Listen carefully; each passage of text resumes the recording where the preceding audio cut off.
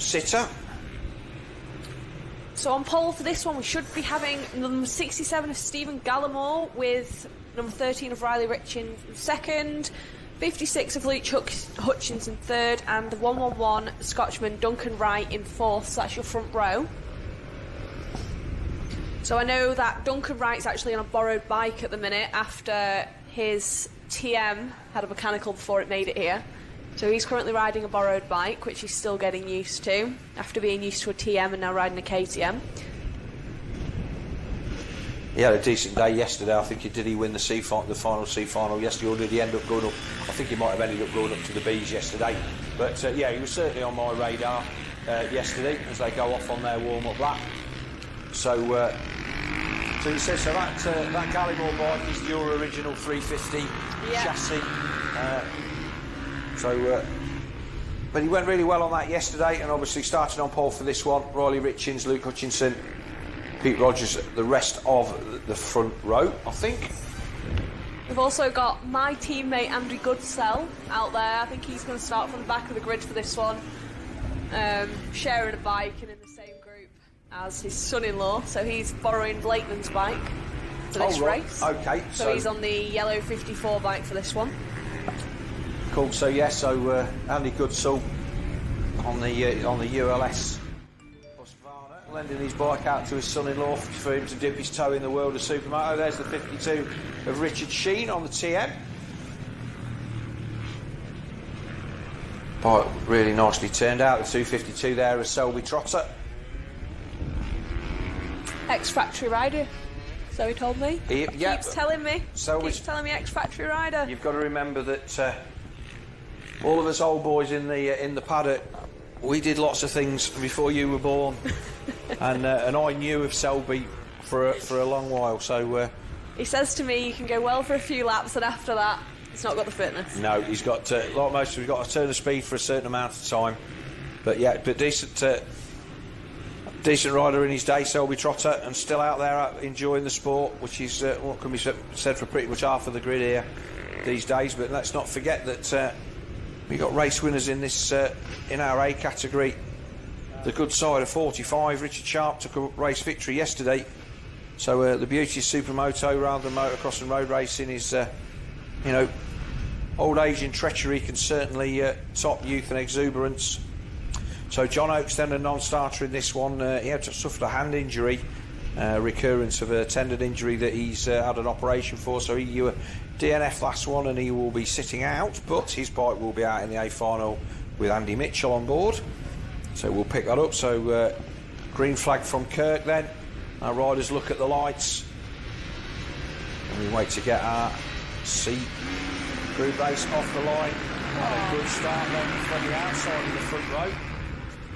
That was Duncan Wright with a good start there. So it looks like Gallimore then just got mugged on the run down to the first turn by Riley Richins. So I think that's Richins that's at the front at the moment from Gallimore. Wait for them to come over Coward Summit and sort themselves out. He just gets single file quite quickly with that left, right, left, and then down the fast bit of the hill. And we've not got massive piles of riders. Good to see Riley taking the lead after a little bit of time away from racing on his return on a brand new bike. So see what he can do. I know the bike hasn't been fully set up yet, so it's very stock. Yeah, he was one of the guys that was again fairly decent in the academy class, and then he had an injury and had to take some time away. But obviously grown quite a lot since then and come back on a full-size bike, and obviously it's going to take a little bit of getting used to for him, but he's not forgotten how to ride, and it's out the front of this one on the number 13 Husqvarna. Gallimore then, he's there in second, which is then just getting a bit of a twitch from the rear end of that Husky, but Gallimore's nice and close, and that 300's got a turn of speed.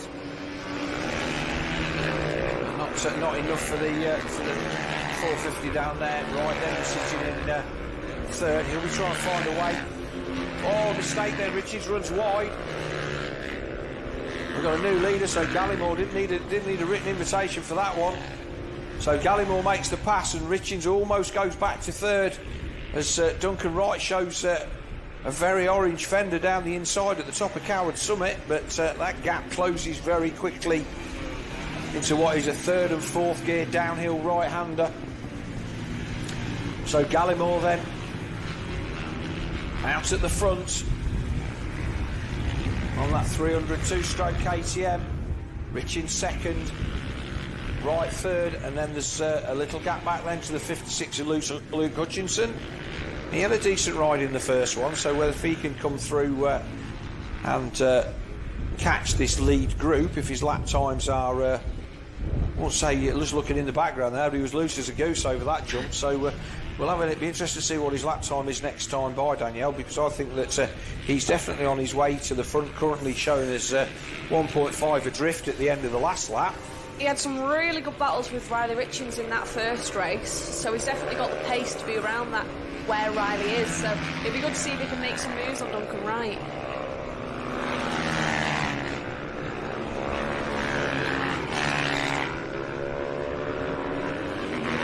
So 6 laps to go, then Gallimore just starting to ease away at the front. Yeah, so our timing's showing Luke Hutchinson is currently doing a 1:21.1, whereas Riley in second's doing a 1:22. So he's definitely got the speed to be passed. And he's there now, he's on the back of this group, so all of a sudden Duncan Wright has got company. So he's going to have to, well, assuming that he knows that, well, he'll know Hutchinson's there the first time he shows him a wheel, but obviously he's concentrating on nailing that second place from Riley Richings to get moved up to the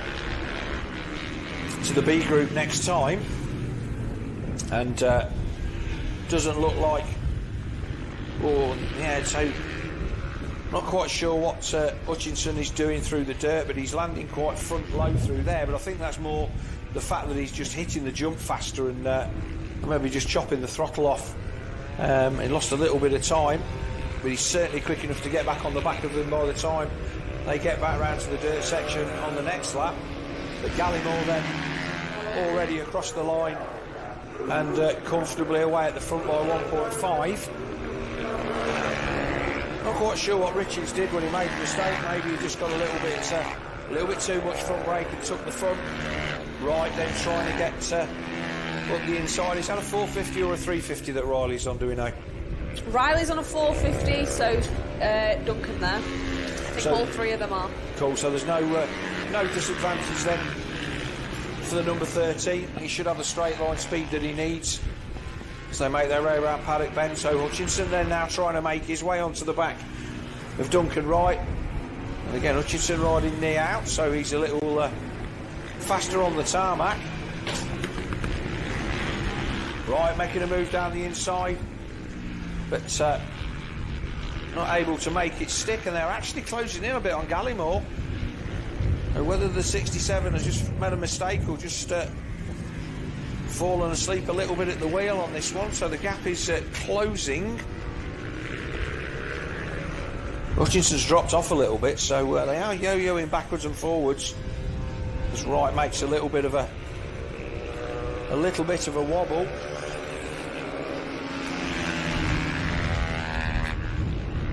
So yeah, the lead definitely coming down. Not in panic territory yet, but Gallimore doesn't want to give up any more real estate between him and second place, and I'm almost certain. But still just a shade under 2 seconds. Richings right. There's Gallimore getting past the back marker there. It's great to see the 300 two-stroke going well at the front of a race. It shows that these two-strokes definitely are capable of being up there. It's not all about the 450. Well, he spent probably 4 out of the last 5 seasons racing two-strokes, 300 TMs, and then we did a CR500 in a TM chassis, and very competitive on the right circuit, just that missing out straight line speed that some of the UK circuits demand. Gallimore getting a little bit, maybe that's why they closed up on him last time. He got a little bit front end high over the jump and almost launched himself out the front door. But looks like Hutchinson has given everything that he can, because he's just starting to drop away a little bit from this group, with what should be coming up for 4 laps to go. Gallimore's kind of just got himself back into it a little bit more, and Richins got a couple of bike lengths between him and Duncan Wright, so the pressure side of it just gone away slightly.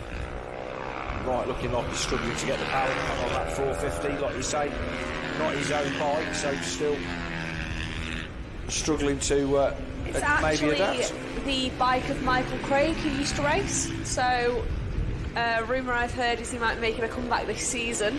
So I did say yesterday when I saw him on the line with a 167 on the side of it that it was it looked like an ex-Michael Craig bike. Michael, one of the guys that I battled with back in the day for the national championship, basically the B-class championship.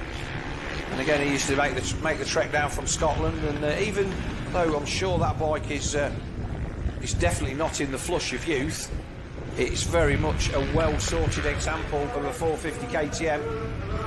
It'd be nice to see Michael Craig back out on track at some point. Always a good, nice guy to be around and a good racer. So we have had a bit of a change as Wright has made a bit of a mistake. And all of a sudden, Hutchinson has found his way up to second position. They got tangled up with the back marker.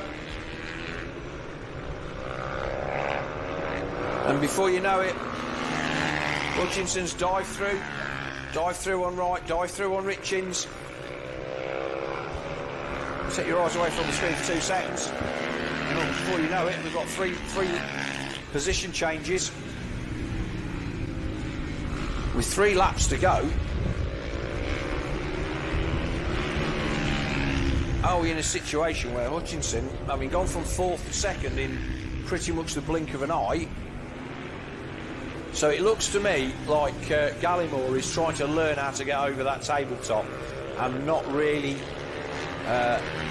he's not mastered it. He's got the front end on the bike a little bit too high. In fairness to him, he's doing the best thing that he can do in the situation. He's not killing his speed, but he's obviously still losing time. And Hutchinson, after being 2.6 down at the end of the last lap, he's definitely closing up. Right then, now back to 4th, Richards back to 3rd, and Hutchinson has gapped him, and the gap is coming down to 1.5. That move should also secure his place into the Bs for the next and final race for these guys. So it'll be yet to see what he can do against our B group riders. Well, I'm not sure if our lap counter is up to date there. I think it was 3 to go, but never mind. Electronic timing, more likely to be right than I am. So our runaway race leader is suddenly coming under pressure then.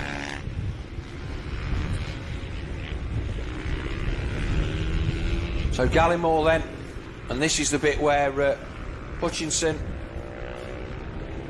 obviously makes a nice. Gallimore a lot better that time, slower to go faster, doesn't get out of shape, doesn't lose the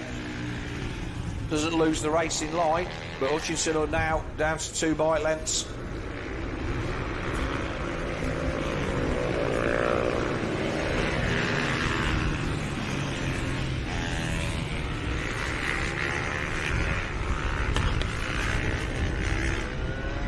Gallimore looks like he's sort of mixing riding styles as well there, trying to keep his feet on the ground. I don't think he's been riding that long, to be honest. It is, in fact.